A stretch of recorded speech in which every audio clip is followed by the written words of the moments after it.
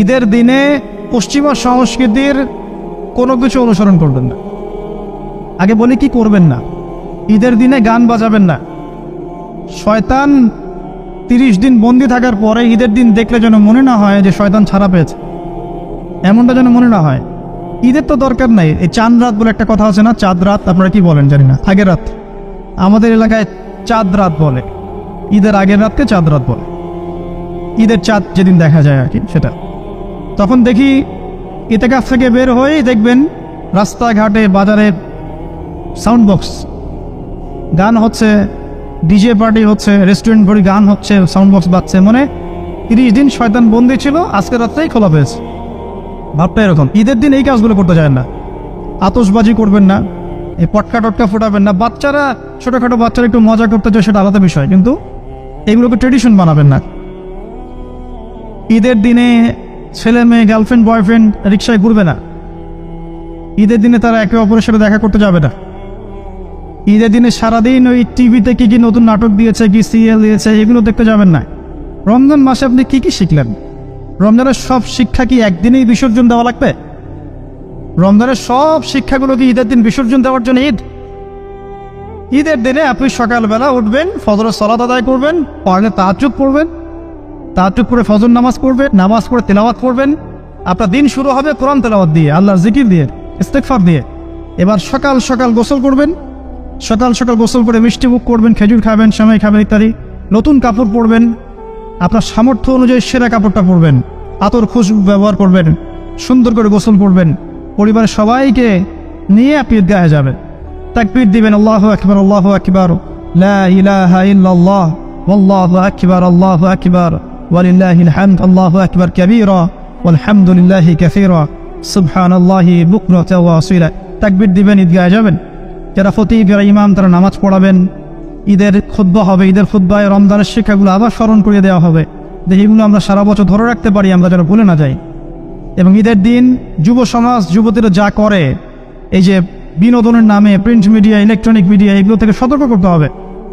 ঈদের দিনে boyfriend girlfriend tradition, free mixing, ঈদের দিনে বেলাল্লাপনা, মিউজিক করা, কনসার্ট করা, হাবিজাবি, সব কিছু থেকে ওরা যেন দূরে থাকে। ইসলামী সংস্কৃতি নিয়ে পরিবারকে সময় দেয়, নামাজ পড়ে, ঈদের দিন কোরআন তেলাওয়াত করে, বাসায় গিয়ে নফল নামাজ পড়ে, আবার জোহরের নামাজ জামাতে পড়ে।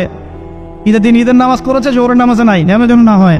জোহর জামাতে পড়ে, আসর মাগরিব এসে জামাতে পড়ে, আত্মীয়দের বাসায় বেড়াতে যাবে, খোঁজ খবর নিবে। অসহায় যারা ঈদ করতে পারছে না, ওদেরকে সাদাকাতুল ফিতর দিবে, হাদিয়া তোফা দিবে। অনেক কাজ আমাদের।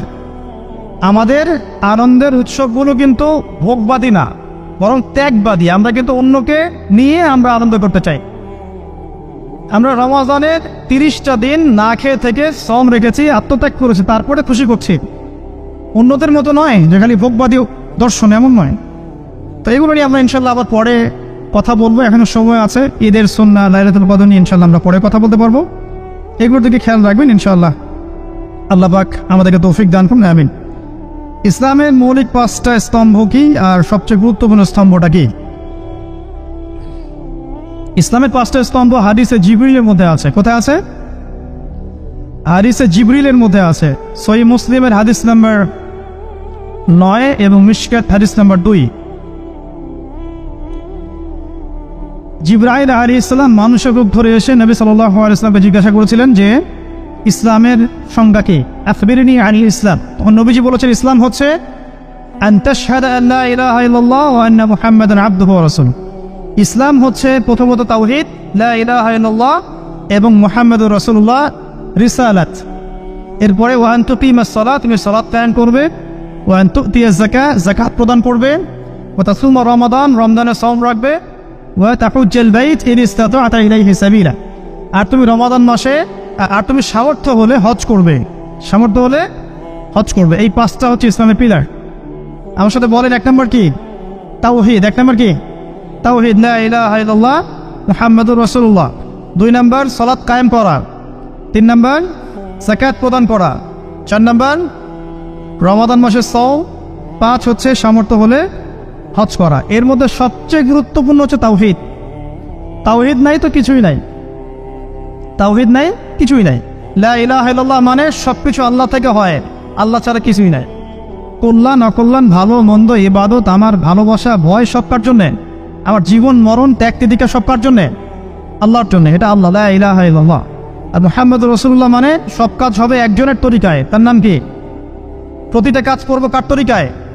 মুহাম্মদ সাল্লাল্লাহু আলাইহি ওয়াসাল্লামের তরিকায়। এ হলো মুহাম্মদ রাসূলুল্লাহ। এটা সবচেয়ে ইম্পর্টেন্ট। আর হিসেব হবে কিয়ামতের মাঠে সর্বপ্রথম সালাতের, নামাজের। যার নামাজের হিসাব ঠিক থাকবে তার বাকি সব হিসাব ঠিক থাকবে ইনশাআল্লাহ। যার নামাজের হিসাব ঠিক থাকবে না তার কোনো হিসাবই ঠিক থাকবে না। আল্লাহ পাক আমাদেরকে বোঝার তৌফিক দান করুন, আমিন।